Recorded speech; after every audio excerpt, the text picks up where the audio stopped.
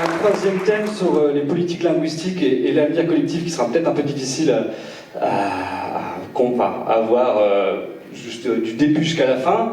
Donc j'ai juste une question, peut-être on va faire un tour de table en 30 secondes et après l'idée c'est aussi d'ouvrir à la salle pour que vous puissiez poser vos questions. Donc on bascule sur le thème de la politique linguistique et le collectif commun qu'on va mettre en œuvre. Un petit tour de table, 30 secondes par personne. Ici et maintenant, du coup, que pourrons-nous décider concrètement pour demain? En 30 secondes. Alors, ça va pas être... je vais rester dans les 30 secondes. C'est de dire aujourd'hui, il y a quelques outils. Alors en France, on n'est pas très gâté en termes de protection pour les droits linguistiques, mais on a parlé un peu, loi Mola, des dispositions, des choses comme ça. Il faudrait déjà que les élus qui ont soit voté au Parlement ces lois-là, soit effectivement les élus régionaux ou autres, se bougent un peu les fesses pour faire respecter quelque part ce qu'ils ont signé. Et ça veut dire, j'ai signé mon truc et maintenant je le mets dans l'armoire, ça me sert à caler l'armoire et peu importe si c'est utilisé ou pas. Voilà. Pour aller dans le sens de Ronan, excuse-moi,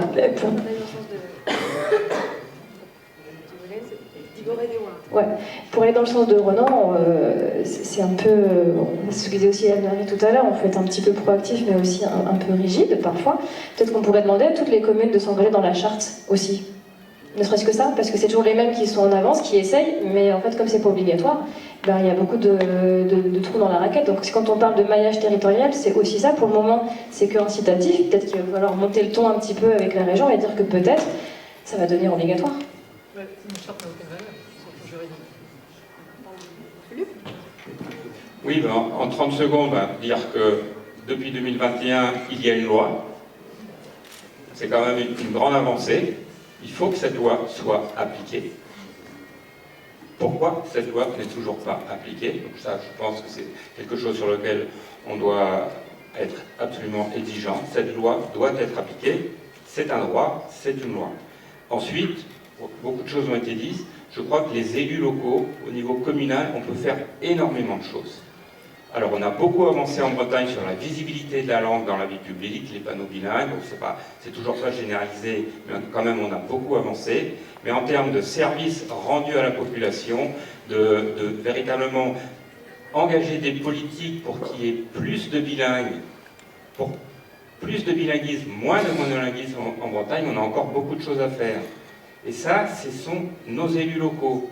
Parce que les crèches, ça vient d'être mentionné, qui s'occupe des crèches? C'est pas l'État. Ce sont nos communes, nos communautés de communes.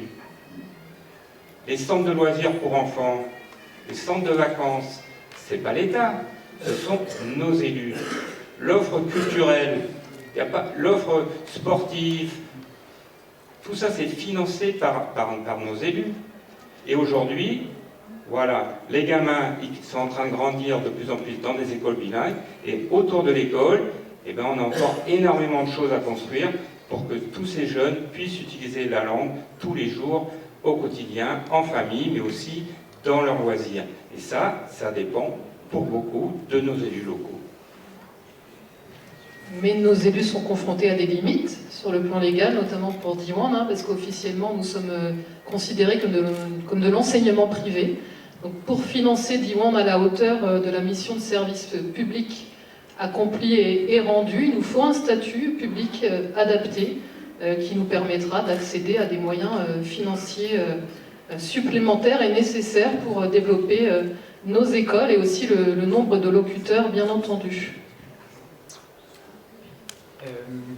Krui Lionmo et Trearenziajou, Gurben Dekvla vokemi Brezonegaren Veyannik, t'en es neubetut, mais c'est au poésus de Dechel Alion, Stumantut, à Dreistol, Chom Trochi à Riez de Zarvro, Pugur Mavion Nemetva à Riez, à poétiser Lionmo à Riez, à Vro, à tout l'entravo Sokial.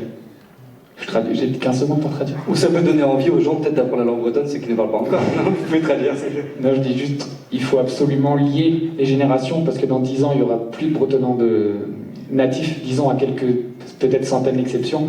Mais donc il y a encore le temps de faire un vrai travail de transmission avec les anciens et aussi ne jamais dissocier la revendication linguistique et la revendication politique. Parce que, en fait, si la langue bretonne, la langue bretonne est très liée au statut politique de la Bretagne et aux revendications sociales aussi. Donc, pour une intersectionnalité des luttes, c'est important de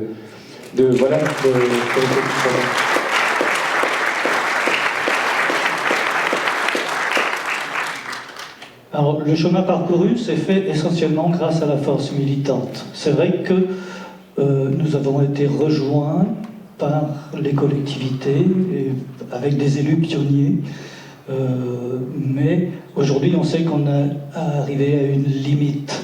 Donc, une expérience de 50 ans, si elle marche, généralement, on la généralise.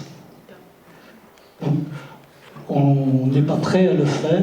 Donc il faut se mettre autour d'une table, acteurs de terrain, élus de tous les niveaux, et décider de ce qu'on fait sur les 50 années qui viennent. Juste l'arrêt de Merci Bras Mestrad arrêt de Ausétaler, je pense notamment à Gwenin et les gens qui ont fait que c'est déjà cool de pouvoir se parler, donc c'est déjà une bonne...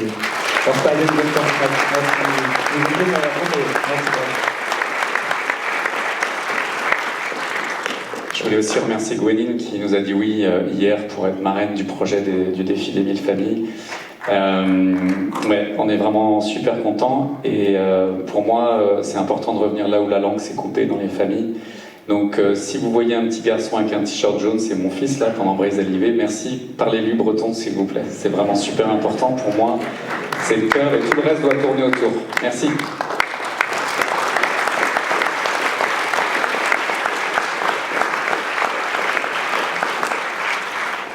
Et j'en profite aussi, puisque nous n'en avons pas parlé, pour saluer et gouremeni féliciter tout le travail des Thiers Arvro, les maisons de pays, les associations qui font énormément de choses pour la langue bretonne, ainsi que les acteurs de l'audiovisuel, qui sont importants, je presse un peu par une paroisse, mais tant pis, et tous les bénévoles, car sans bénévoles, il n'y a pas d'association, les choses n'avancent pas.